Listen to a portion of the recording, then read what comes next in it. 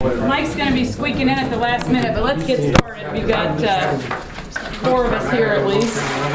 There are only going to be 5 of us tonight. Sue Miller from District 2 is with an ailing mother-in-law, and John Shell from District 4 is beat up trying to get boats in the water and docks arranged. This time of year is always hard for him. So we're glad you guys are here. We're doing the tables this way again so that we can get the board to talk to each other on any given point, and then once again, when I'm satisfied that we've had a chance to talk amongst ourselves and you guys would like to weigh in, we'll open it up to public questions. That all being said, the minutes from the last meeting, has everyone had a chance, April 20th, to go over those and to review them? Are there any corrections, deletions, additions that anybody saw? Well done. I would move to approve as presented. Thanks, Lynn. Second. Thank you. It's been moved and seconded that we approve the April 20th, 2016 board minutes. All in favor, please say aye. Aye. Aye. Any opposed? Those are approved. Treasurer's report. Okay. Stretch down, I guess, a couple.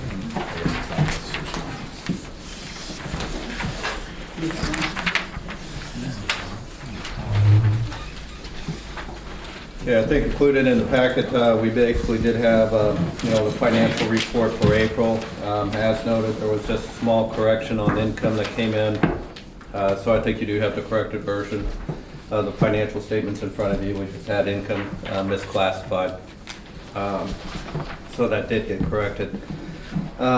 To say the least, I would say that things are off and running at the lake. We've had a fairly busy April. We've had total income coming in of about $28,626.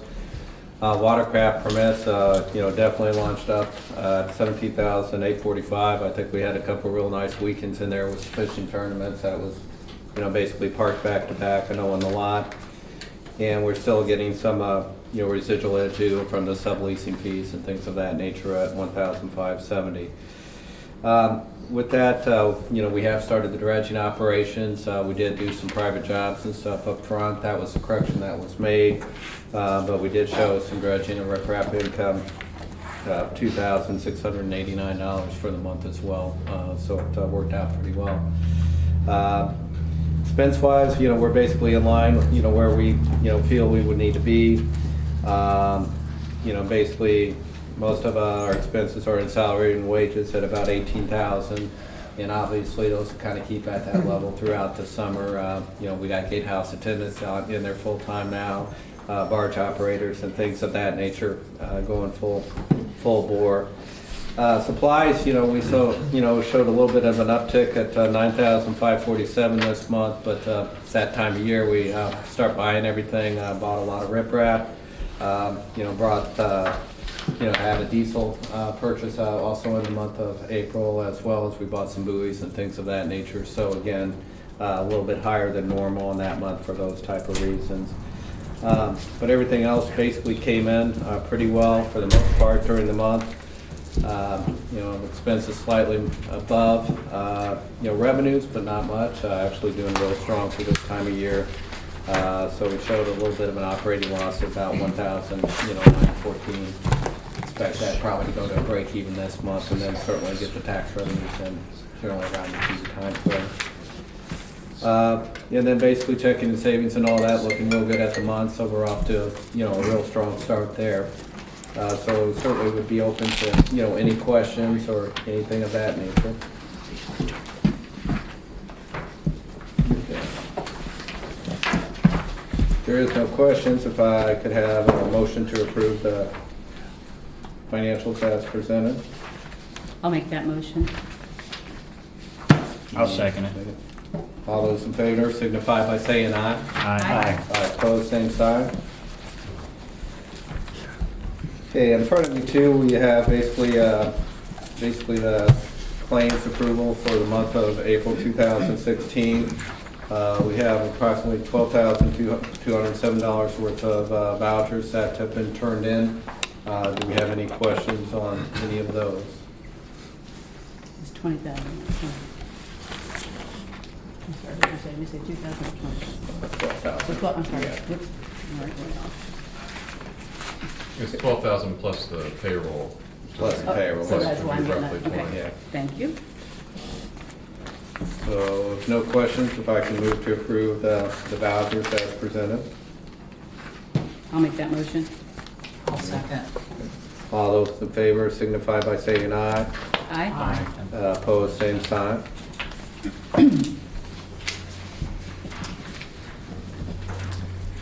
Okay, basically also in front of you, the next item is, we have been in conversation with the bank,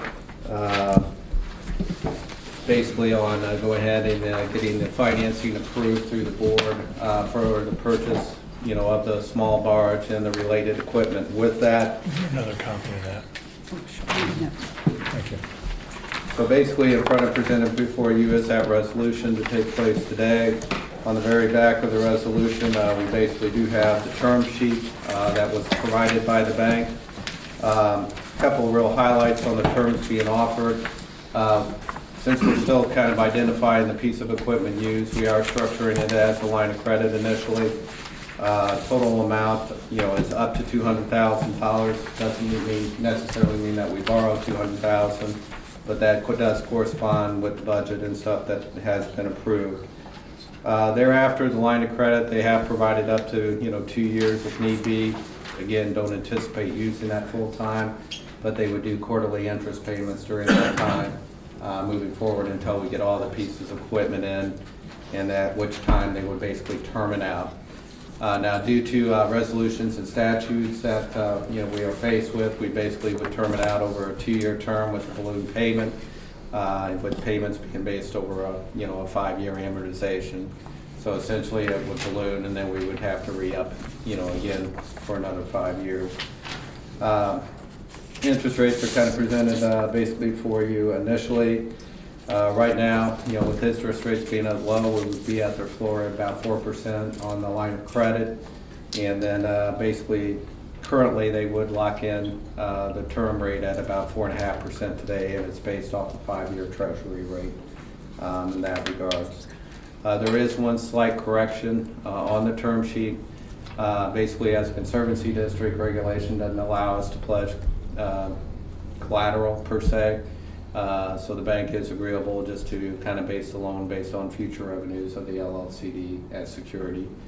Which falls in line there, so that's one slight correction. Everything else is pretty straightforward.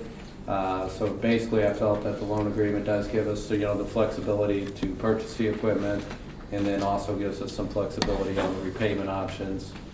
Kind of once we get a more solidified idea of what all the equipment and all that's going to look like going forward. So be open to any questions on any of that. I'll take the This board is- questions first, if you don't mind, Barbara, then. This is just for the rest of the barge is what we're talking about Yes. with this, but then we would also be able to add an excavator if we decide to purchase one after we rent one. Yeah, I mean, we basically technically, we have up to 200,000, so it is for the barge and the excavator. Kind of looking at that package of what we had previously. Would we be able to look at different options for the excavator Mhm. also? Yes, Okay. yeah, absolutely. Because CAT financing is pretty good, so. Yeah. That's like- all, that's allowed, you just have to meet the terms that meet all our conservancy statutes. That's correct. I mean, basically, all we've done is we've set a cap on how much we could borrow, but depending on, from the bank, depending on how it all works out, we could look at different options, certainly. Okay. So Lance, will reword this resolution to Yeah. encompass the change in the collateral to the Yeah. future? Yeah, Okay. yeah. Okay.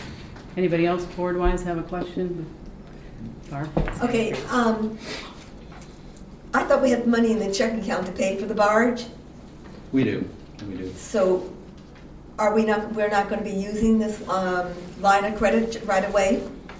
That is correct. We put $90,000 down, and the line of credit, part of it is kind of an abundance of caution, just depending on how revenues come in this year, so that we can make sure that we have a safeguard in place, but the goal would be to kind of balance that out, certainly.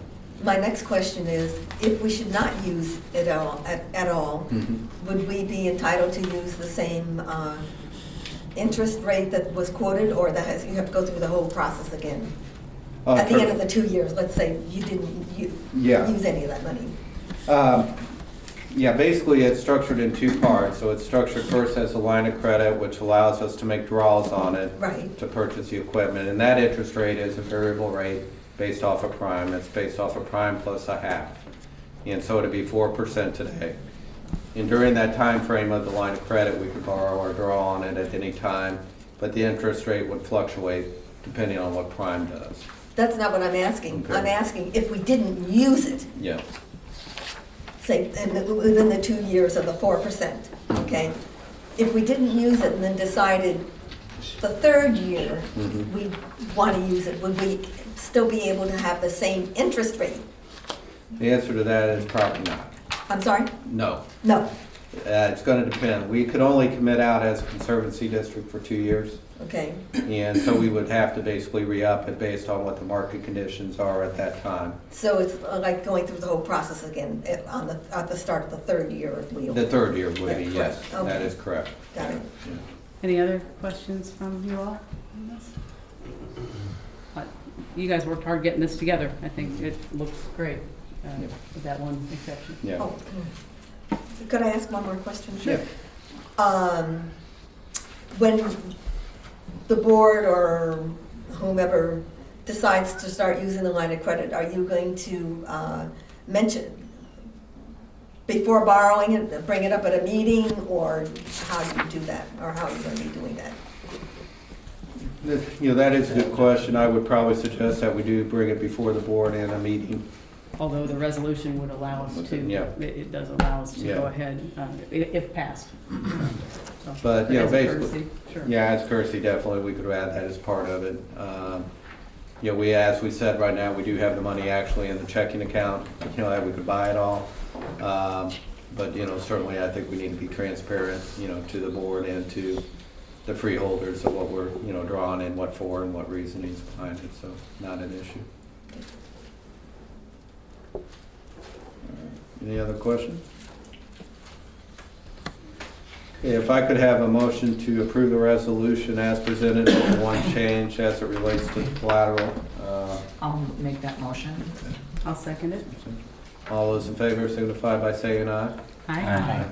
Opposed?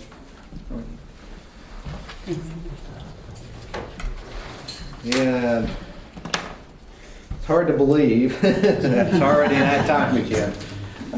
Just seems like we just did this not too long ago, but basically it is time to start thinking about the 2017 budget. So included in the pack is basically the proposed timeline, you know, getting that process started. So really kind of what we're looking to do tonight is kind of reaffirm the budget committee, kind of going forward. You know, over the course of the next month, the budget committee would meet to go ahead and present and, you know, put together a rough draft of the budget. With the first public discussion, you know, to be held in July. And then the second public discussion will be held at the August meeting at that time. Really, the August meeting, again, as always, would be the last meeting in which changes could be made to the budget. Because really around September, in this case, it would be around September 7th, we would actually have to publish the budget. Basically, once the, you know, to the public, and once that's done, the budget is kind of set at that time. So we do that the 7th, and then again on the 14th of September, and then the final public hearing for the budget would be on September 21st, and then we would adopt it at the October meeting on October 19th. So pretty much very similar to what we've done historically. Didn't know if there's any questions on the timeline there. The second we have is basically, you know, just the appointment of the budget committee. Historically, you know, basically it's been the treasurer, vice president, and president that have put together the budget to present to the board.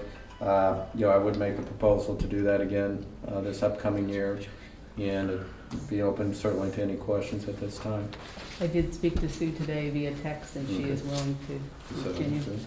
This is where it gets interesting for poor Lance. At least times 1 year, he puts up with 2 50-something women, 60-something women, but does a great job No. helping us navigate. Yeah. We appreciate you.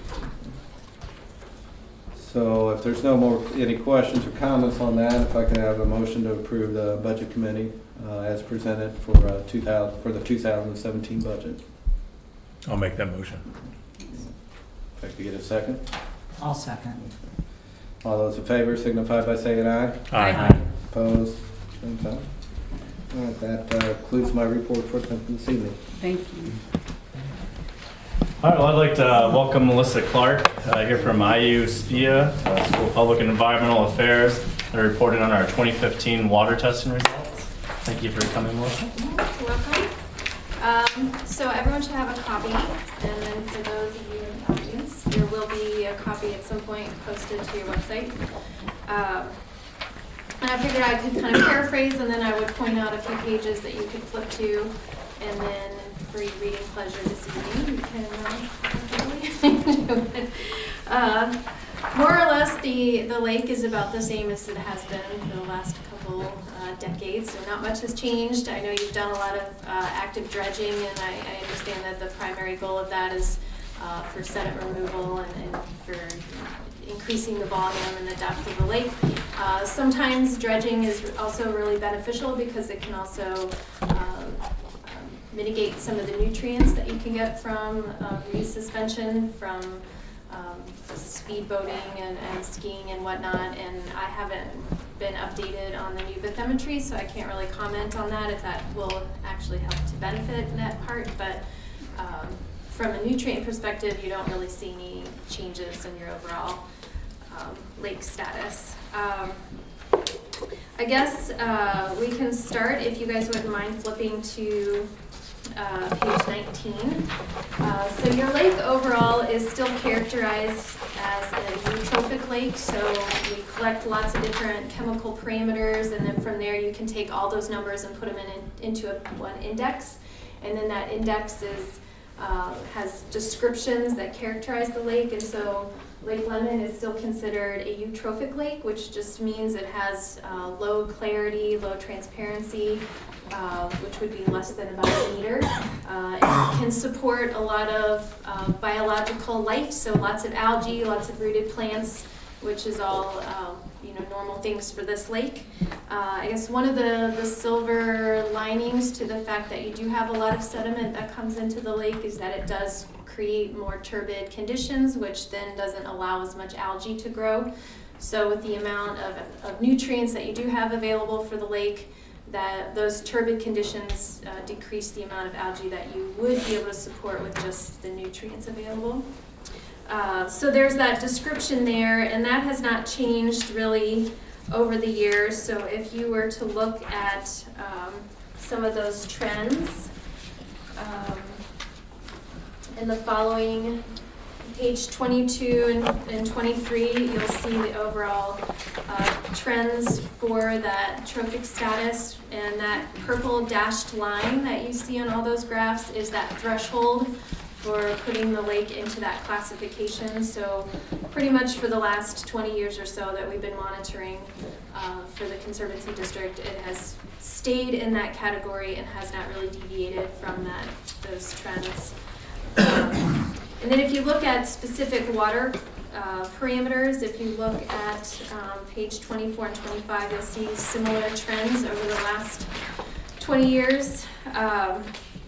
And you'll see lots of variability because, again, we're doing kind of seasonal trends. We get out here, we'll be out here next week, and we usually are out in April or May, and then we come out again in June, and then at the end of the growing season, or at the peak, I guess, of the growing season. And we get snapshots, and of course the precipitation will change that a little bit, but overall we're still in a pretty biologically productive, live, full of algae lake. I know one of the concerns in the past has been bacteria. The results for the bacteria are on page 18. And if you recall, a couple years ago we switched over to E. coli, a specific type of bacteria, versus the fecal coliform bacteria, which was a larger category. All of those are also still just indicators of potential pathogens that could be a problem.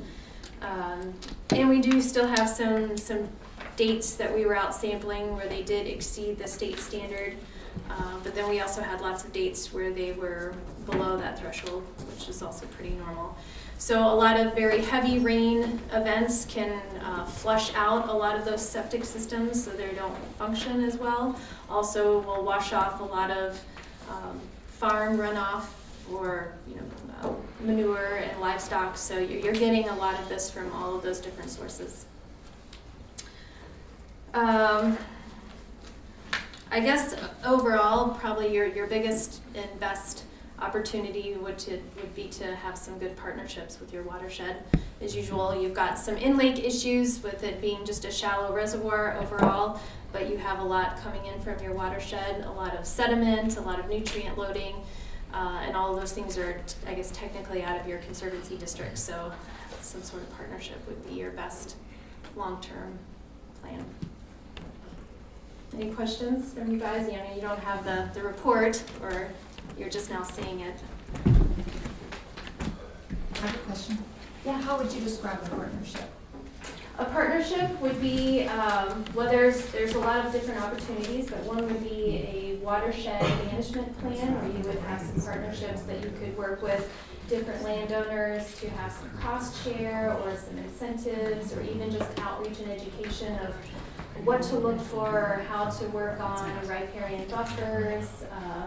And so working with your soil and water conservation districts would be a big component, or watershed groups.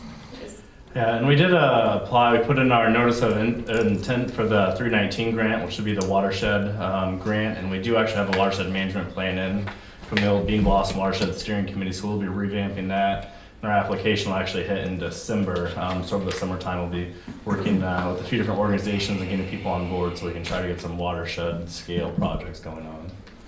And there could also be some other citizen scientist programs that are already working in the watershed. Hoosier River Watch has volunteers. You kind of have an adopt a stream where they can get out and collect a lot of good data for different stream reaches, so you could get a lot more information about what's going on in the watershed versus just in your lake. Yeah.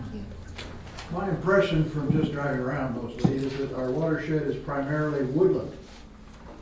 Yes. Do we have statistics on the amount of woodland versus agricultural?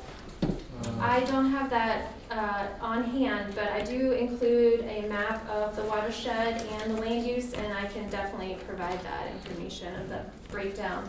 But yeah, it is definitely still dominated by forest, but southern Indiana, all the green.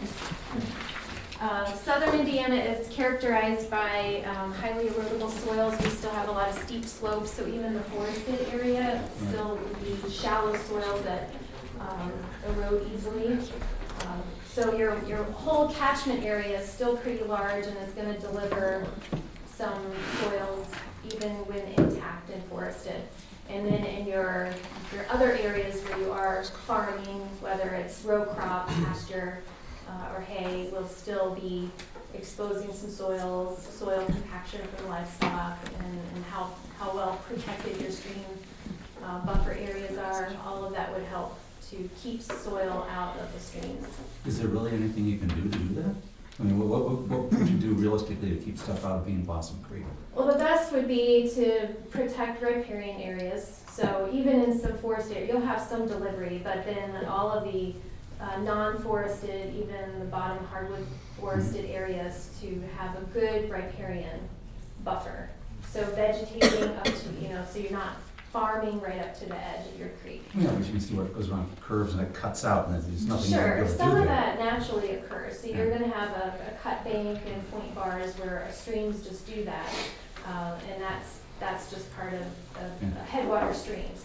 And that's also why no matter what you do, you're going to have to always do some dredging of your lake if you want it to stay a lake. Not a lake. I have a question. There's been concern about water quality for many years on this lake, and I've always wondered, is there a way to do a sensitivity analysis to separate out contamination from septic systems versus the overall watershed and, let's say, natural sources?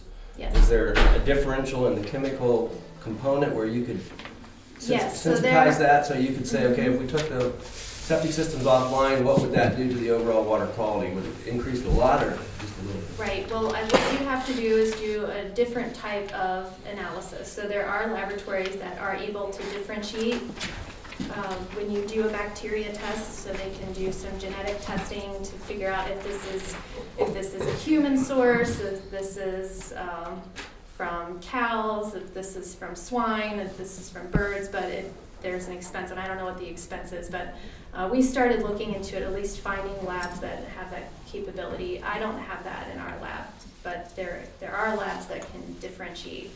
So you could look into the cost of that, at least trying to figure out what these sources are and how far and how spread out in your watershed you would need to try to really pinpoint that this is indeed livestock related and this is indeed septic. But on top of that, you have the fact that septic failure is kind of a nationwide problem, so I think it'd be kind of also difficult within your stream reaches to decide.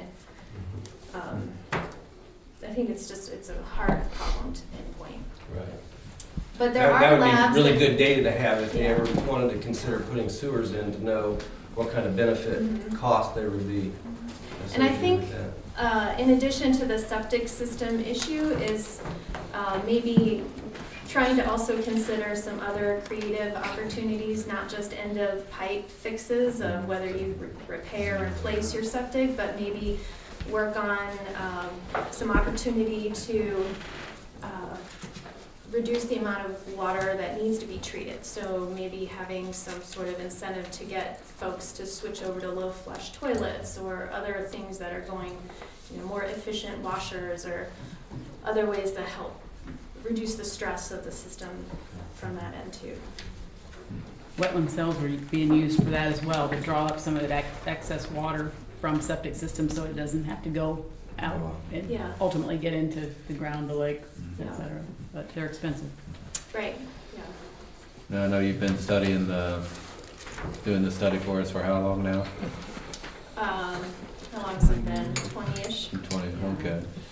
So I know you've seen the lake where it's been and kind of where it's going. Is there any red flags or anything as a board that we should really be focusing on going forward based on kind of the analysis that you were seeing? No, I don't see any red flags. I just see that there's, instead of kind of acute issues, you just have that chronic exposure to watershed inputs. And so working from the watershed plan and there are certainly some in-lake things you're working on, but and that's the dredging and plant management. But you're going to continue to have these nutrients coming in, so that's really where you're going to have to focus. Well, we appreciate you looking after us every year. That's something that we think is very important, and should there ever be a change, I'm certain that you would find it. Yeah, it's pretty stable. I have one question. Yeah. On, I guess, August the 6th, it was 17,400 per 100 milliliters of E. coli in the area of Knob Creek. Yes. That's 8,000 times the state standard. What would cause that? I think there's substantial septic failure in that area. Okay. Is that trailer park? Yes. I know there is. Okay. That's what John keeps talking about. Okay. Yeah. Behind him. Yes. I think you've got a major Yeah. problem there. Above the marina. That data or sampling site, I historically just referred to it as the North Shore Marina Stream because I didn't know what it was, Okay. and then I was requested to Yeah. change that. All right, thank you. Yeah, John prefers we don't use that term, but and I can understand that. But that is officially called Knob Creek there. Yeah.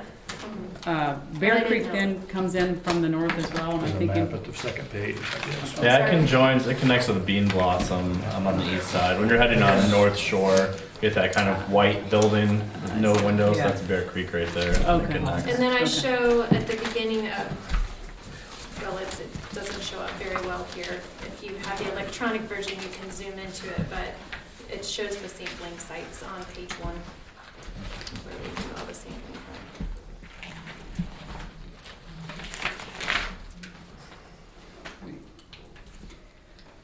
Anybody else? Questions for Melissa? Todd? I don't know if she'll be able to answer this or not, but it's to hit on the, what we'll call the trailer park creek. not Hill Creek. I know for a fact that there's several, not even call them septic systems, over there going straight into the creek or ditch that runs right off into the marina. Monroe County's been out there several times and done samples, caught them, fined a couple people, but it's never been taken care of. I don't know, is that something that IU, as far as the water research, can get involved with, as with the county to push them to take care of it? My Or how understanding does it would get be taken care that, of? I think it's just calling them back out to, and Just putting keep them on to the county task to have to- to enforce their complaints. Are the fines pretty substantial, No. to your knowledge? Not much, No, so 'cause- there you have the well, like I problem. said, the ones that was told to fix it, it was just capped off until they come back out to, okay, there's nothing running out. Cap comes back off, it goes back in the creek. Good. Anybody else? I will invite you to stay and enjoy the rest of our meeting, or Well, we don't blame you if you don't. I will excuse you if you prefer to go home and be with your family, and I would understand. I'm sorry, I got one more question. One more in the corner, Will that report be in the? on the website? The It'll website? be available on the website? Yes, Okay, thank you. yes. Thank you very much. Mhm. And I can get you I will get them the land use percentages if you would like that information. And we have some information in our watershed management plan, so we can get that to you via email too. Is part of the nutrient load coming into the lake from leaves?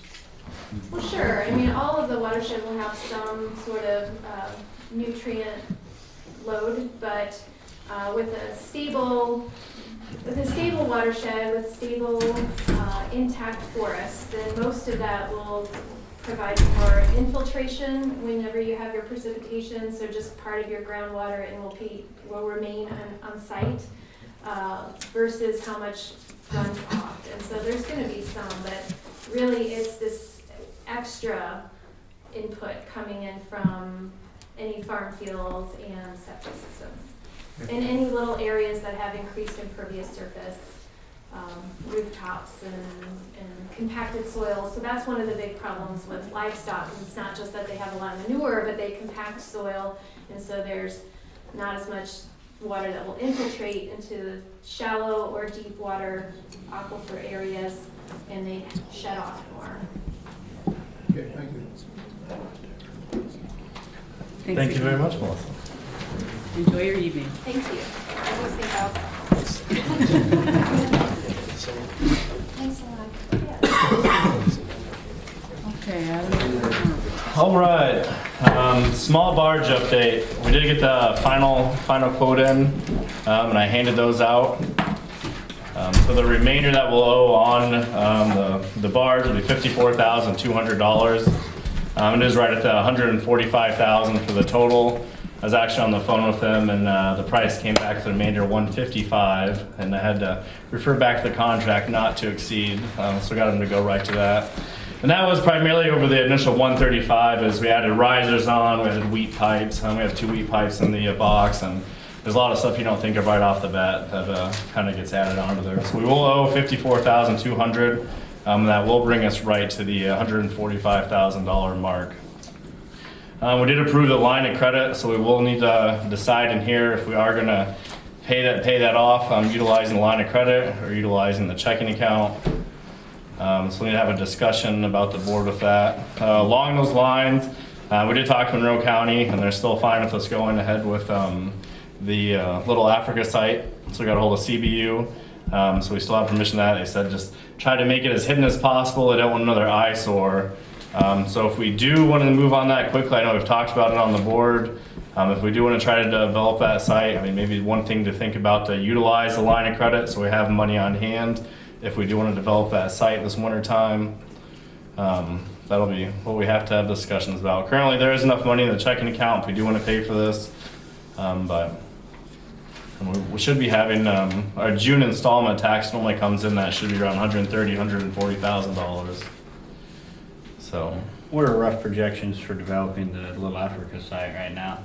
On the big site, we spent about all in all $60,000. It won't be that large. Possum Trot's 7 acres. This one will probably be about 3 acres.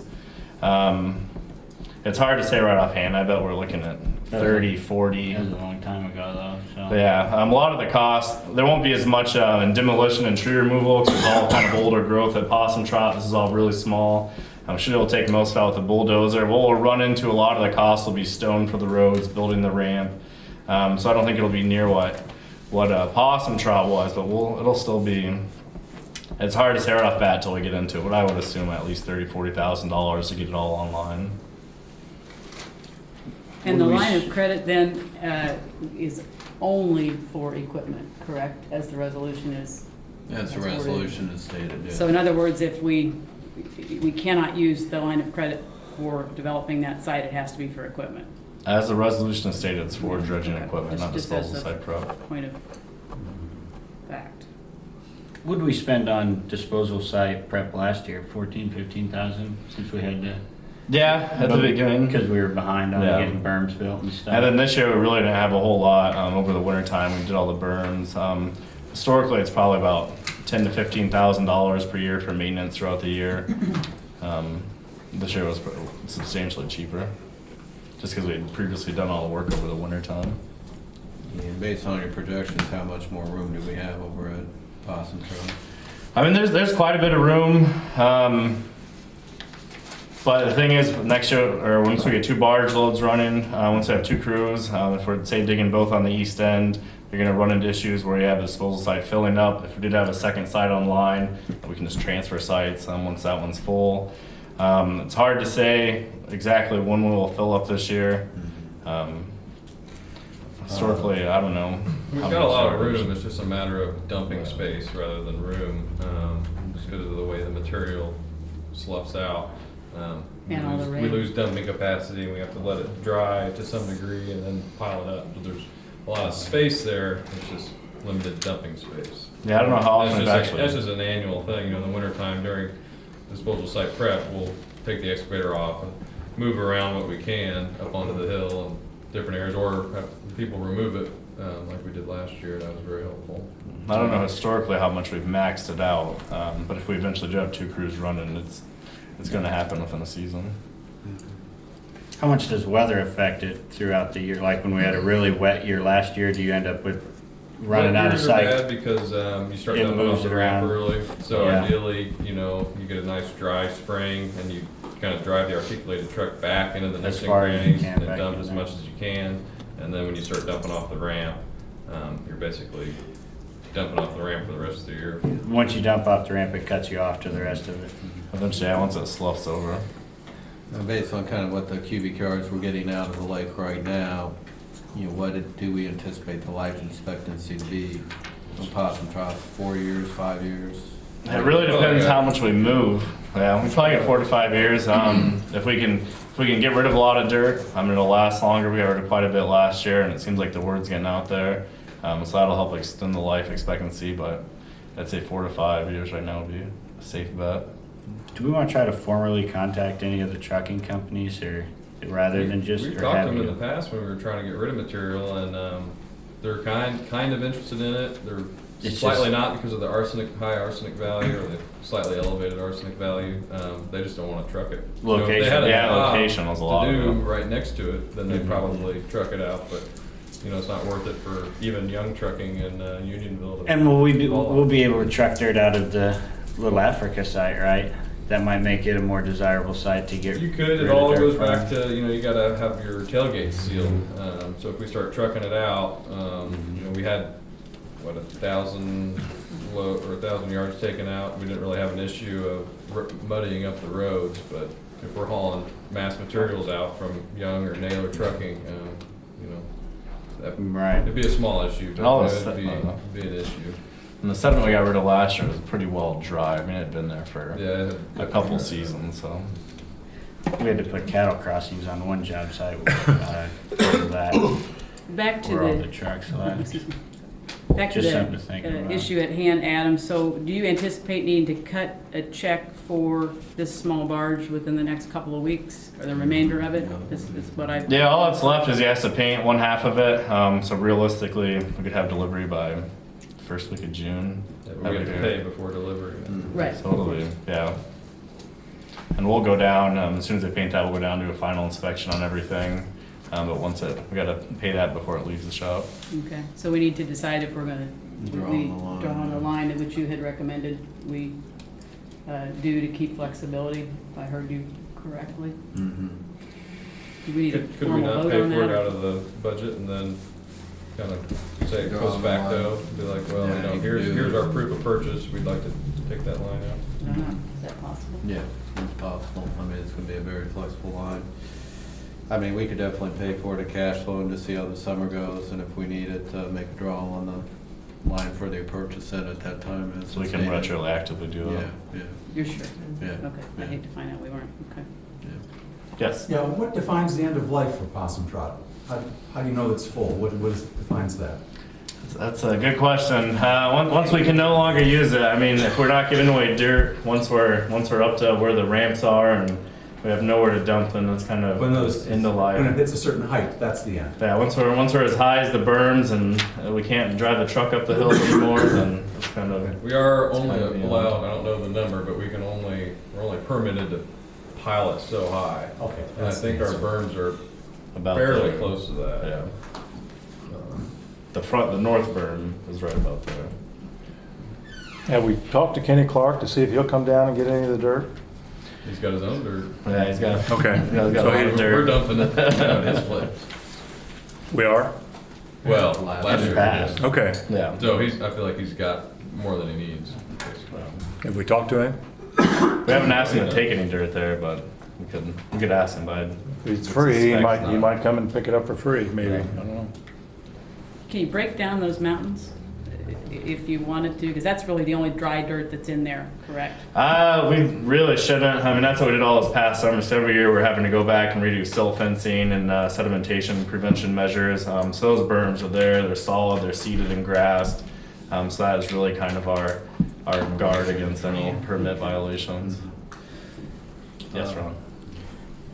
Well, we signed a contract with Kenny to take dirt down there. Have we looked at paying to take the dirt down there? If we get to a point where we don't have any place to take it out of the lake, we can transport it with trucks from Possum Trot to Kenny Clark because we pay for that site. It doesn't matter, it's still lake mud. Would that be two-step? I'm sorry? Two-step removal on that? I'd have to look in that and see if it would be two-step. I mean, it's still a disposal side and. We take it from a barge to a Yeah, dump really truck. the two-step would come into play kind of inside the lake, but it's supposed to go to the final resting. Oh yeah, I've never asked that, and I don't think the contract says anything for or against it, so that would be. I mean, if we get to a point where we gotta pay a little extra to get rid of it, Yeah. it's less than 3 miles and That versus no option, I suppose. that versus not digging. Right. Yeah.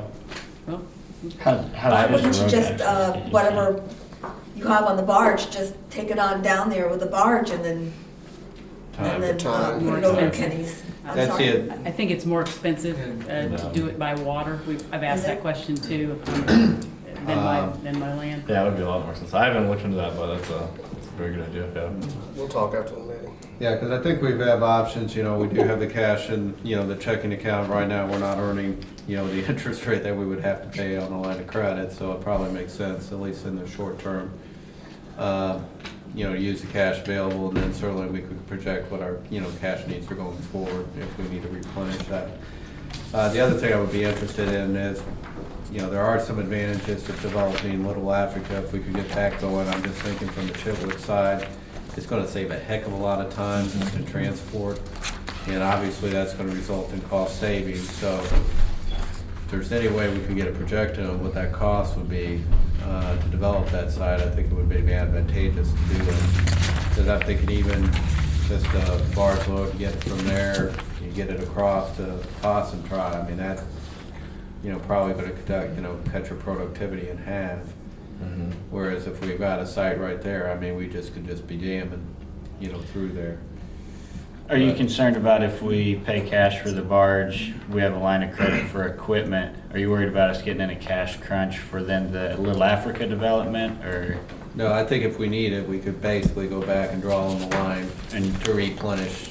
What we've To been on. reimburse the purchase. Reimburse ourselves for the equipment, okay.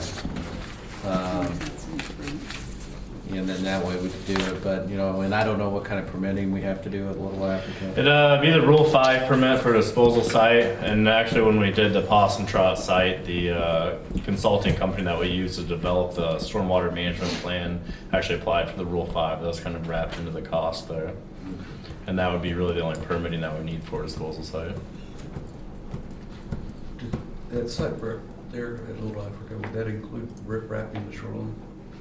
We would have to do some stabilization near the entrance. Really depends where we go in at. We'd have to do some stabilization and do some measures to prevent any sediment from coming back out. On the west side, I really wouldn't be able to get back there to do riprap. We really have to look at how it's affecting an erosion as we're utilizing it. But we will have to do some where the entrances are for equipment. All right, so. Sounds like we. So do you need us to give you approval on Little Africa, or are you good? I don't think so. We've already got the Okay. contract to pay it, All right. so I think I need approval for doing the loans. All right. On the small barge. Yeah. So how long, when will delivery be? Should be at the beginning of June. It's just the paint job. Realistically, it should be done by the end of the month. Do you know where we're we'll going go down. to build it, where we're going to put it together? Yes, I believe so. Okay. Do they come help you do that, or is that on us? No, that's on us. We've talked to them a lot. It'll be a little bit of a process, but we'll be able to accomplish it. It should be relatively plug and play. I mean, I've got guys right here who are machinists and welders, and if you need probably some free labor, and where we're not paying maybe a couple people $35 an hour, I would ask that they may. I know one guy sitting here who's dying to get the barge on the water. Who'll help. But I hate to offer your free labor, but that could be something to look into, because we will have some modification once it gets here. Just as far as like the tie downs and stuff, and we have angle iron now. We're not sure exactly where the excavator sits, so we'll have to kind of cut the angle iron to get some tie downs for the straps. are you again? We were talking about the disposal site being full. Is that where we're going to try to offload it, or do you have another area that you're in mind where you're going to try to offload these two 10 by 2? It'll have to be another area, I believe. Probably go western, a little bit further west where Dick Payne used to stage his equipment at. I forget what that area is called. It's right before it spilled, the alternate truck site, yeah. We were talking about using Possum Trot, but the issue we run into is with if we don't have the excavator there right at the beginning, and we set those spuds, we can't get those spuds up unless we use like the other excavator. And if we can't have that sitting there if we're like digging. So we'll probably use that other site. That way it's a little bit out of the way. We'll be able to set up the crane there. It won't be at the dock, and we won't be blocking access for the big barge. Because we've taken the big barge out of there at that site. I know when he put his barge back, that's the site he used to take it out. So we'll use that, and it'll be once they get the equipment down here, the excavator will have to have whoever we go with come down and put the fittings on it and stuff for the hydraulics, and so there'll be a little bit of prep time. Just let us know. All right, thank you. Keep Levi digging. How long do you think it'll take, to prep it? Really depends how much drought. I wouldn't guess over. It's hard to say once we get here. I would say a week, 2 weeks. I would hopefully at the max is what. I don't say at the max, but that's what I'm hoping for. Is that we'll get it there, get it pinned together. Probably a couple days to get it pinned together. Is the boathouse and the motors? Motors come attached to it. So what we'll have to do is pin together the barges, the boathouse or that pilot house, and we have the crane there. That's one piece and just kind of bolts on. So we'll set that down on the scaffolding, bolt it. We'll have to use the crane to set the spuds in. And we'll have to, tie it on our cables, and we'll have to hook up the hydraulics. And so it really shouldn't take too long, but I haven't done it before yet. So You may have found a new calling. yeah, I feel like a professional barge builder now. There you go. All right, excavator rental. we have the summary sheet here for quotes. Looks like right now, the cheapest would be the Cat 308 with McAllister. These are all comparable size machines. And we did include the biofuel, and that's what we'll have to discuss. Is there's a little bit of a cost to add in the biodegradable fuel. It's just a flat fee. But for Cat to do it, to change it out, it was $4,031. If we went with Komatsu, that's $5,500 to have them drain out the oil, between their cost of labor and the biodegradable oil. So that is something we do run biodegradable in all of ours. It's a matter of just if something happens, but we own ours. yeah. They're responsible for repairs. They're responsible for repairs. If we were to have an environmental accident, we'd be responsible for it. But so that's something we need to, I don't know if the board wants to do that. I mean, it's always a good idea. It is a decent amount of cost. We've had some discussion on that. I would think we would have to. I think Yeah, the EPA fines alone could make that look like a drop in the bucket. 15 gallons is automatic EPA call, and it holds well over 15 gallons of oil. So Yeah, I think the goal would be here. I think is- that's just the cost we have to put in. And most of this is rent to kind of purchase. They do give us the option to purchase the machine after we run it for a couple months. So hopefully the idea would be we get the right one. Yeah, and it's already ready to go once we make the purchase and they apply the rental payment toward the purchase. If these quotes right here are just for the strict rental. That's We did have quotes on like the Komatsu. If we wanted to do the rent to own, that does reduce the cost a little bit. Before we discuss just renting it this year and then purchasing one next year, that way we can look at slightly older machines and used machines. So right now, based on these costs, I am not positive that would apply if we decided to go to the rent to purchase. Because what we rent from Cat, we could end up renting one that's already got 2,000 hours on it. I mean, we aren't guaranteed a new machine. You just get what they pull off the yard. Komatsu has a thing where after 6 months, 80% of rents paid will apply to the machine cost.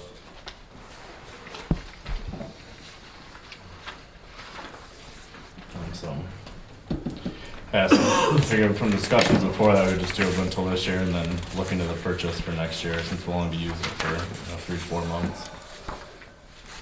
You may talk to Cat and see if they have rental option. a brand new machine that in the event, anything in the rental fleet's for sale. That's how they work. So if they had a brand new machine that they wanted to put the oil in to let us try, so that at the end of the year, if we liked it, that would save us the cost of doing the oil again. Doesn't even necessarily have to be brand new.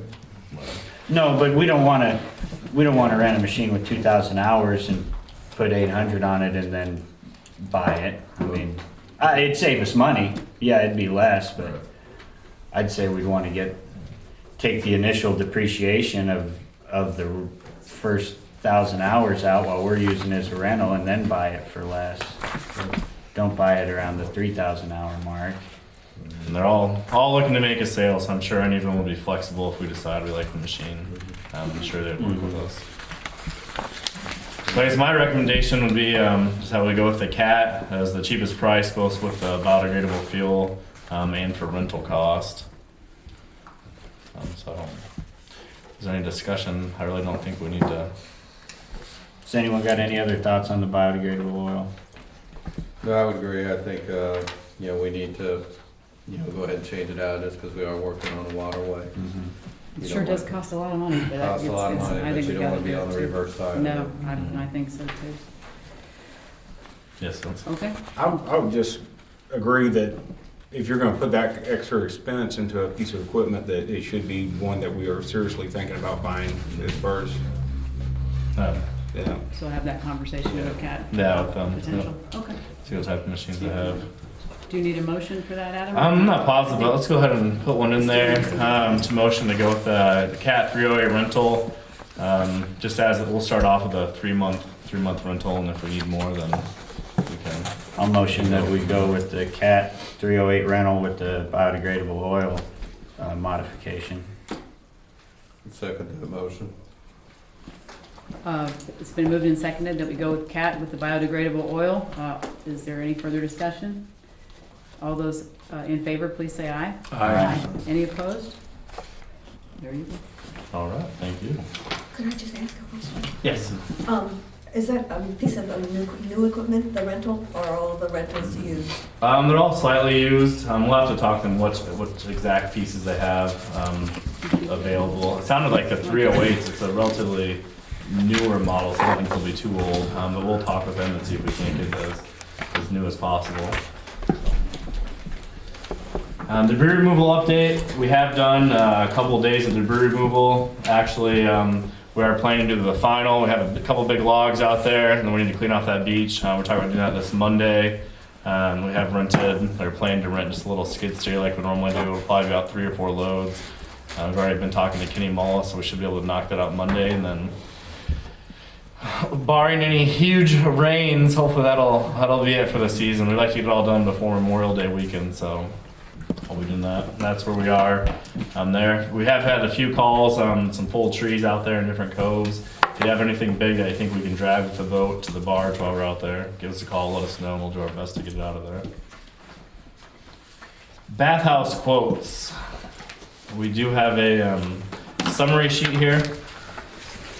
So it turns out we had a couple different people out there, a couple different contractors, and it looks like there was some work done actually on the tar roof and not in the too past future.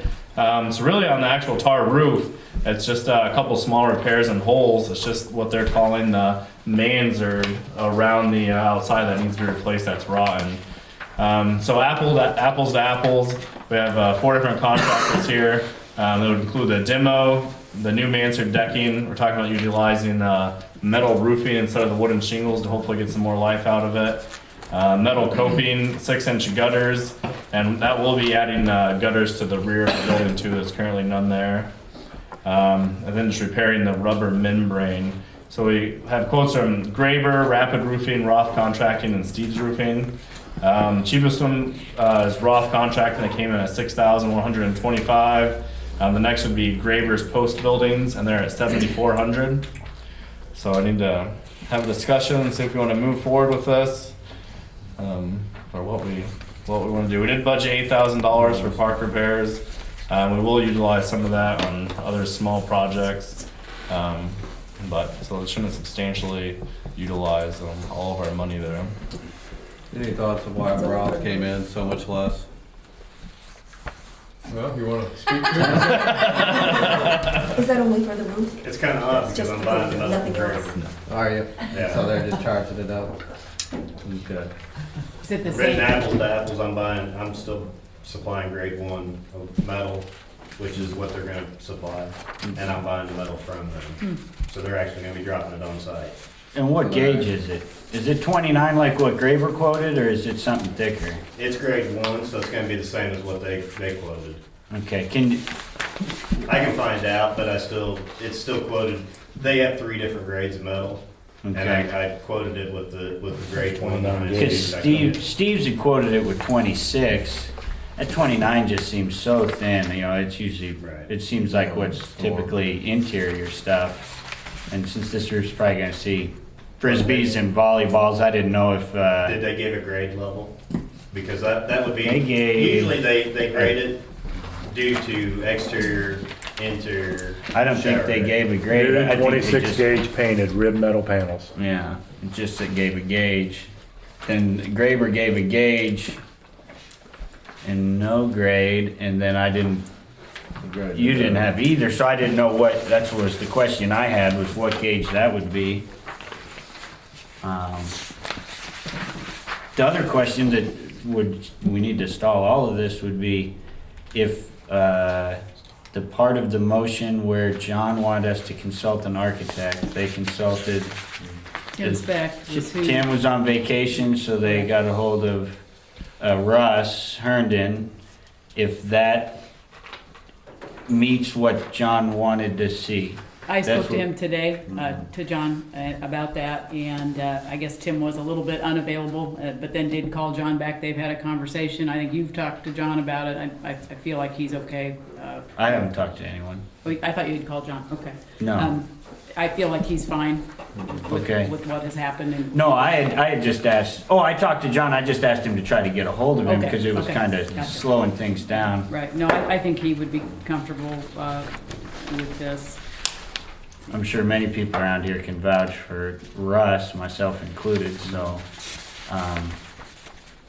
that was one part of the motion, Yes, it so I was. would, Yeah, it was. No, I did ask him specifically Okay. today, so I would be comfortable moving forward, given. what And he also said. the repairs are less, I think. yeah, it's a pretty, Yeah. Yeah, we were thinking bigger, but We we're may gonna need a have to whole new replace. cosmetic only repair now, So so roofs, see, a lot of use over there, I guess. Mm-hmm. it could really, change the look to make that. I would agree. Yeah, and as I mentioned, we have budgeted, 8,000 for park repairs this year. So we're well within that budget.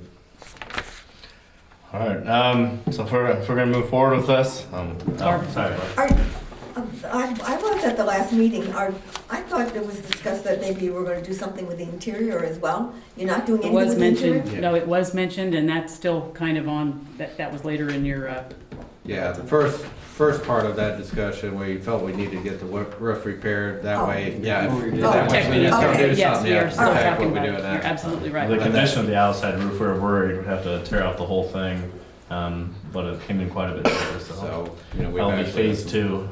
Okay. So do you have a recommendation for us? I would recommend that Roth Contracting came at a great price, compared to everything else. Plus he's a freeholder. I'd like to see maybe a little bit more detailed scope of work before we approve anything. Can we, I mean, it's minor details, but I don't know, it seems like just to make sure we're getting what we want. It's a pretty good general outline right here. I don't think anything needs resubmitted, maybe just, we would have some small addendums to the project after. Does anyone have any thoughts on this? We've got basic quotes. If we choose a contractor, there's little things we're gonna decide afterwards, color, gauge, things like that is. I can give you a color sample of what their standard colors are. In Yeah. my quote, I placed an ad for anything that was out of stock or out of standard.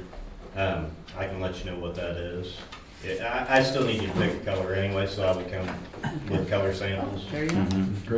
Can There you go. we make and approve the motion with giving you manager discretion to? Yeah, manager discretion to make its We've done it. adjustments, I would Okay. think. Does that seem fair? Then Yeah, move I like forward? that.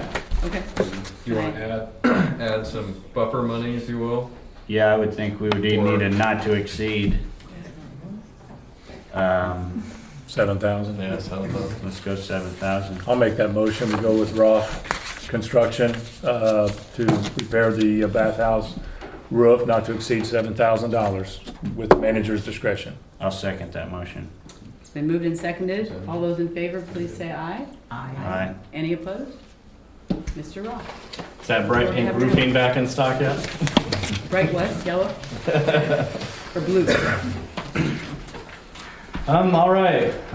Next we got the Short Causeway buoy line discussion, and we'll go ahead and defer that over to Andy. The freeholders I spoke with in my district, which was not all of them, but a pretty good sampling, no one was into the idea. So a lot of reasons were given, a lot of the reasons I could. Give us 3. One is it attracts too many people using personal docks to launch and unlaunch. One, it blocks a large skiing area. That's a lot of people ski through there if we bump all that out. Another is there's already a party cove. Kind of keep that where there aren't residents over there at the dam. That's good. That's 3. Yeah, I've had, one I had that no one else mentioned is people will anchor and I can't get in my dock. I'll go to pull into my dock and they'll be rafted 4 or 5 wide and I'll ask them to move and then I just lay on the horn and I just lay on the horn and then move. So I'm pulling into my slip. I'm not. There, it just gets too crowded right there. There's just a lot going on. So it wasn't well received. Has that grown a lot over the last few years, or is it my imagination? Kind of seems. I don't know. Yeah, more people park It there. seems like it's every year a little bit more. So I don't know. Anybody else? Of course, that's want to weigh in on this? somewhat because the dam gets crowded. Sometimes it's too hard to get in there. I know. And I think it's pretty well bumped out as far as it can be on its space, so. I hate to say it, some of them are hiding from DNR too. They ain't figured it out. You think that I anchored 20 feet off of my dock because I'm hiding from DNR? No. Nobody's hiding from DNR on this lake. Any other board members have a thought on this? You folks, anybody? I know it's sort of one of those things where you can't make everybody happy, but, oh, sorry, yes? What is the buoy line distance from the shore? 200 feet. Yeah, generally do 200 feet. Generally, we'll do 200 feet. 200? Yep. Okay. So that's Well, because I know like when I'm putting in docks, I don't think they're 200 feet, and the boaters they're just on the outside of them buoys, they're just flying, so I just was curious what they were. I think they vary quite a bit. I think they're probably over that there. They're way over that at the dam. There's some areas it's close. Yeah, it's a lot of room for interpretation depending on the shoreline, what structures are around. Oh, yeah, I understand that, but I was just curious, because I never did know. General rule of thumb, 200 feet. Okay. Yes? Just to catch up, what was the idea? Was you want to increase the buoy line in that area? That was what was being proposed and discussed last meeting, and we're sort of continuing that. Yeah, in that area, I kind of tend to agree with Andy that. I couldn't find you when I was wandering around. You were out. Yeah. I think it would make it more congested. I mean, like I say, there's enough people parked there now that it does make it kind of tough getting in and out. So. Yeah, you're there in the corner, so you can really get pinned in. Yeah. So leave it as is? No? Yeah, so No need a motion. Motion necessary, okay, great. Next up, again, Andy asked us to be on. We have a commercial boat fee discussion, and I believe everybody received a little email about that. Well, everyone got the email I sent today. Anyone have any thoughts on that? It was. No, I kind of like. It would be one sticker. Yeah. It'd be just like what we have right now. We have resident and non-resident. One sticker, trim the corners, decides what it is. I think what we would have to look at is, unfortunately, unforeseeables, which is hard to look at. But it'd give us a way, if nothing else, to track what is going on the lake, so we know what kind of boat traffic's out there. I don't even know that we even would change rates. It would just be a different sticker. The one thought I had was we would have one tab would be commercial boats that are doing work on the lake. That'd be dock companies, seawall companies, something like that. They would either buy a day or a year pass. That'd give them an incentive to be a dock or boat company that works mostly on Lake Lemon. Then you would have one tab would be for more tourism-based boating, stuff that doesn't necessarily benefit freeholders as much, and stuff that we may want to keep an eye on more. I would think any boat operating for profit would be subject to needing to have this permit on it, whether it be a kayak and you're getting a guided tour or a fishing tour or parasailing or boat tours or anything that could happen in the future. And we may want to know how much of that's going on. I think a third pass that would benefit some of the marinas and stuff would be like a dealer plate or a third corner and that'd be an unlimited launch pass, that they could just keep, and they could take boat to boat. That way, if they're constantly launching different boats, they always have a pass. They can buy a 1-year unlimited launch for, because right now technically we're breaking our own rules when we let marinas go out and run boats all day. So that would give them protection that hey, I bought a 1-year unlimited launch as a commercial boat repair facility. And that still leaves a corner for any kind of future. You know, it may be more, I don't think it's gonna be a revenue thing as much as it's gonna be an information thing. And then in the future, if we have problems with 7 kayak tour businesses spring up all of a sudden on Craigslist and we want to curtail that a little, we could adjust prices to influence the market. But Adam, didn't you think this was gonna be a little bit difficult to track? Have you changed your mind on that? Really, the only difficult thing would be the personal, like the fishing guides and stuff. But more and more, it seems I'm sure there's some that we don't know. A couple of them we do know. J and S or J and R, and there's like maybe 2 fishing guide services. But as far as, it's gonna be that hard to track as far as say marinas, dock and lift, and the boat servicing. So I think it's a good idea. We actually did call around as asked and asked a bunch of lakes, and the consensus was either they either don't charge or they just have a set fee for all boats, whether regardless of commercial or marina. Yeah, I called a bunch of lakes a few weeks ago, and it's pretty much you're either a public reservoir and there's no charge for boats, like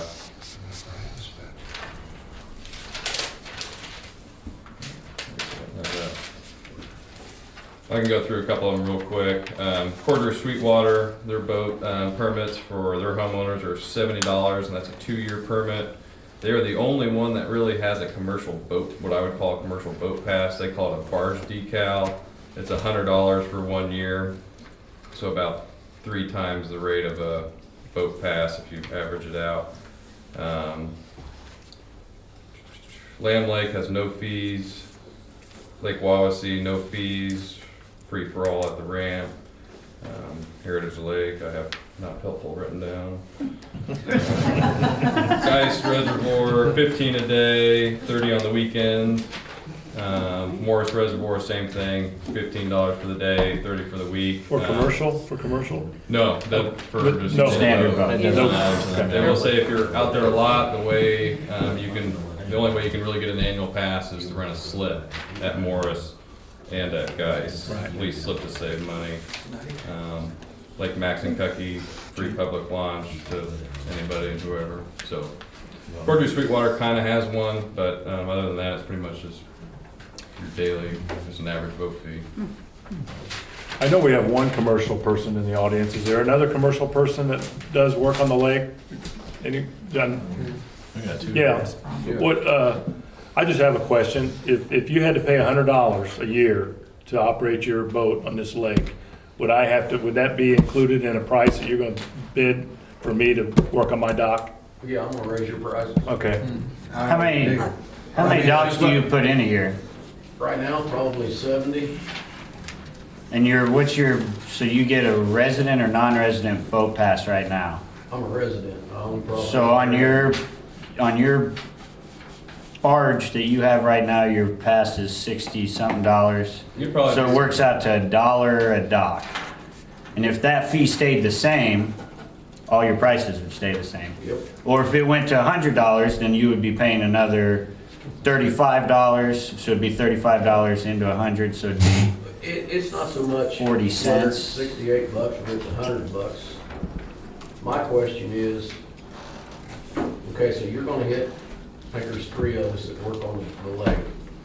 That's the problem. There's a lot of out of town, and this is where it could be an incentive. I don't think there's that much out of town. I'd like to hear what he has to say. All right. I asked the question. Yeah. There's only 3 of us that I know of that work consistently on this lake. Now, you might get Thomas Docks down here once in a while, and a couple others. Your revenue's not gonna be that much. My next question is, I do lawn care around this lake too. So is it the next meeting, is there gonna be one for commercial mowers? Or your excavators like Barrow and Kenny Clark, they're gonna start getting permits to do work around the lake? Where's this gonna lead to in the future and This is more of a, we're having an issue with a lot of non-resident boat traffic, fishing guys. I'd say we, I think some people, so don't Okay. characterize we. I've heard a when it lot says of we. people on the lake that are concerned about the number of fish being taken by these guide services. Has anyone else heard these concerns, or? And if we did tiers, say we did classify as on boat, off boat, we could always charge more for a Right. commercial, not like a dock. I'm not saying that any of the fees would even be a different amount. A lot of it is just to find out what we have going on commercial vehicle wise on the lake. well, I'm on the lake quite a bit. Unless it's storming from mid-March to Memorial Day. Last year, we had a good season. We worked all the way through Labor Day.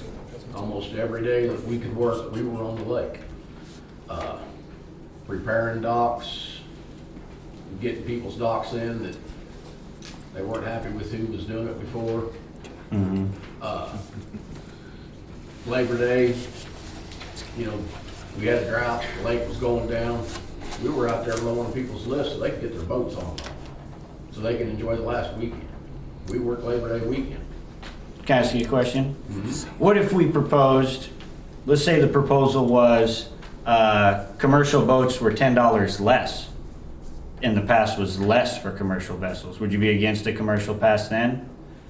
I'm Now not you're against, saying- I'm not against the commercial pass. Okay. I'm just at, my You're just question asking was, the where's question. it gonna go? in Well, the the Conservancy has to track the boats that are on the lake. That is in the bylaws that we have to I understand that. issue permitting. This gives us a way to kind of track what kind of boats we have. For instance, how we track jet skis and how we track a number of boats under sail and everything. Like I said, it's not as much a revenue thing as what's going to happen in the What your future. gate guys do, aren't they the ones that check people as they come through your gate? At the end of the year, gatehouse? we just see, the X number of powerboat passes, X number of sail passes. They don't check X for number commercial of, X number of non-resident passes. Are we you putting know. those in a spreadsheet, James, or how are you tracking those? They'd be in the Z tapes for every day. So you'd have to go back and look at a tape. For total pass sales or for? Well, we've got. You get it by what we've got number the you boat enter. cards and, yeah, I don't have every boat listed. Thank as you. Okay, sale I didn't or- think so. We're not tracking What I'm saying, I'm on the lake. over 10 mile per hour boats and under 10 mile per hour. That's pretty much all we track is on Thank you. In the last 3 years, I might have seen 5 guide services out there. Actually, 5 or 6 poles, 2 guys in the front, guy in the back, taking care of them and taking their hooks off. That's all I've seen. I'm on the lake a lot. Barb, you've been patient. I want to get to you. Sorry. First of all, I don't know why you just couldn't do it with a sticker instead of charging a fee. For instance, the marina on the lake, they pay dock fees, they pay a commercial marina fee, they also pay property taxes, and they have a conservancy tax. I do not think it's fair to do that. You could do the same thing by just issuing a sticker to those businesses. And as far as That's what we're keeping track talking of- about. I'm sorry? That's what we're talking about. Yeah, but you're talking about charging a fee. The same fee as that we all pay for the boat. We all pay fees for our boats. Correct. Yeah, we're talking same fee. You bring up a good point. Do we charge Bloomington Yacht Club and the? They pay- Yeah, they pay yes, for they slips. do. Yeah, Is it the $500 marina fee that John pays? Yeah, they pay John pays that's a educational marina fee of $500, wet slip fee, and a boat fee. So That's if you're a club marina, you get a marina resident fee. rate. The marina fee used to be $1,000 fee, and the dock fees and the boat fees. What I'm trying to get at, the people who come into the lake, to come through the gate, or even over at the marina, they have to fill out, I presume, do they just pay something and get a sticker, or what? No, we haven't, they fill out the boat cards, there's all the Okay, information. so why at the end of the day, the gatekeeper, or whoever on duty, keep track of whether it's a motorboat or kayak or, whatever? No. I mean, we do have that. We've got On the a daily boat card basis? database. We don't have We don't have commercial we don't versus No, we're private. not scanning boats coming in, so we couldn't say, you know, Yeah, but when, X, if Y, someone and bought a Z. yearly pass, you already know what, you know, whether they're Right. resident, non-resident, what the horsepower is and so on. right? But I'm talking about the people who have to buy a daily pass or whatever. This is what you want to track, is that not right? Yeah, and that's what we could do is just, keep the fees the same, like a lot of the other lakes, and just have a commercial sticker. That's- That help us out. Basically what I was getting at, I was thinking there would be different classifications. Just like there are on the resident sticker, there's under 10 horse, sailing over 10 horse. That would help us track. It would just be a different color. And then we would track difference in the money. what we have going on, because, you know, we could end up with a commercial boat problem with these kayak tours and fishing guides, and Okay. we may want to know this information now. We Well, could wait until it's a problem too. Well, I think you've made your point very clear. I don't think we need to take any action on this tonight. I think it's an ongoing thought. It's not gonna happen this season. won't happen this So year. I would propose that we end this conversation for the time being and ponder these thoughts. Did you guys have and any input, or? I'm just I listening. at guess this I point. read the email that you sent earlier, Andy, to the board, and I just think it's something, as I listened to the discussion here this evening, that we all need to go think about a little bit more and I agree. talk to people who have an interest in this. Okay. That makes sense. But, Yeah. but I hear you on the topic of, we need to keep some kind of a perimeter around who's on the lake and what are they doing on the lake, and I think that's gonna be important to us. Okay, again, I appreciate, there's a lot of research that went into this email. I think we need to continue the discussion. And I'm also thinking of from a risk transfer standpoint, not so much from a fee standpoint, but if you do have people operating commercially, probably a good idea to understand what it is that they're doing, so that we make sure that the appropriate safeguards are in place. If they're doing kayak tours and they're loading and offloading at Possum Trot, that's wrong. I mean, they need to be paying the park fee to get in. Sure. But yeah, if they're loading or offloading at a Lake Lemon park Well, but see, since or they're- marina, then that's a problem. Paddle power, they're no. We got no fee. charge on those. Yeah. And it is, you know, It's it's for the public vehicle. access, so you're kind Wait, of tied It there a just little depends bit. on where your public access is. It sounds like they're just using somebody's personal property or something, or CBU property. CBU property. Yeah. But That they can we, use, can't they, They they can use CBU property to access and. Okay, one more comment, then we're gonna move on. Just my thoughts, if it comes, you know, this discussion comes back up, and there is commercial fees that, you know, it's not the same, it's not a different sticker, but you decide to make people pay fees. I feel like I'm a pretty good steward of this lake. When I'm out there, first something floating, I'll grab it and take it to the shore, you know, get it out of the way. If it's too big for me to handle, I'll call the office. I called a lot when Bob was there. You know, hey, you got a big one. I will cease to take them out on my own time. I will start charging the Conservancy for removing debris if I have to start paying fees to work out here. Appreciate your opinion. May I make a quick comment? Last one. Last month, somebody said something I thought was very important, and that was people that do the docks and the marina are in a totally different category. They're committed to the lake, they have longevity here, they're helping us, they serve us. It's very different from somebody coming in to make a buck, bringing people from the outside. And I think we run the risk of pissing some people off that we should be pissing off. Been very loyal to us and participating in our daily lives by doing a service for us. I think that's a completely different protected category than a bunch of people coming in to make some money, which we want to perhaps. And that's what people are trying to link all these categories together, and I'm looking at them separately, so. Yeah. Well, I appreciate all the input. Thank you very much. Andy, you have one more here. I think you wanted to set volunteer dates, discuss. Volunteer Day, yeah, you want me to recap Volunteer Day real quick, I guess? Sure, if you'd like. It was, Cats and dogs. Pam came and made lunch. Adam and James and their girlfriends came. I was there, and the only two volunteers were Scott and Ron. So we had 2 volunteers basically at Volunteer Day. It was Which- pouring rain. It It was. And think we're- Gary Ennis, he did show up. Gary did come. Oh, yeah. Gary. And one kid showed up that was supposed to be at the Boys and Girls Club, and he actually helped for like half an hour before he realized he was at the wrong meeting. He should have got volunteered and we got him to work. That's awesome. Did we feed him? Oh, no, he came early and missed he was lunch. dressed really nice, and when we started talking about painting, he realized he was at the wrong meeting. So I think we need to make dates that are very much more solid so that people know farther in advance, so that everyone know, we're never going to get a date that works for everyone, that doesn't fall out on something. One system I like is what the fairgrounds uses for their storage and stuff, is it's always the this of this month and the this of this month. So I would think we did the last Saturday in April. You know, if we made 2 solid dates, the last Saturday in April and the last Saturday in September. If that was volunteer day from here to the end of eternity, period.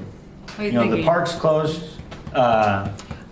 That's a great idea. I'm just throwing this out there. The last Saturday of September, the last 21 years has been our neighborhood hobo stew. So District 7 probably would not show up in force on the last Saturday of September. Any other time. More people than just District 7. Well, you've got a chunk of.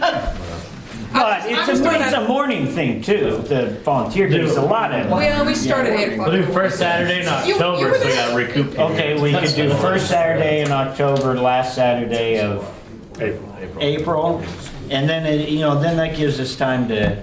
Yeah, not everyone's going to make every volunteer day, but at least you know when it's coming. Yeah, If I we think did that's that. reasonable. And that way. We had, Adam and James put a lot of work into getting a lot of materials ready for a lot of projects. They had a lot of, if a bunch of people show up, we'll do these additional projects and this, and we had 2 people. So it was hard to, we did get a lot done on the shelter house repairs and painting, and I thought it We looked were actually ready to come, I thought. quite well. No way, anyone's working. We worked 3 days. We worked Friday evening, Saturday, and Sunday.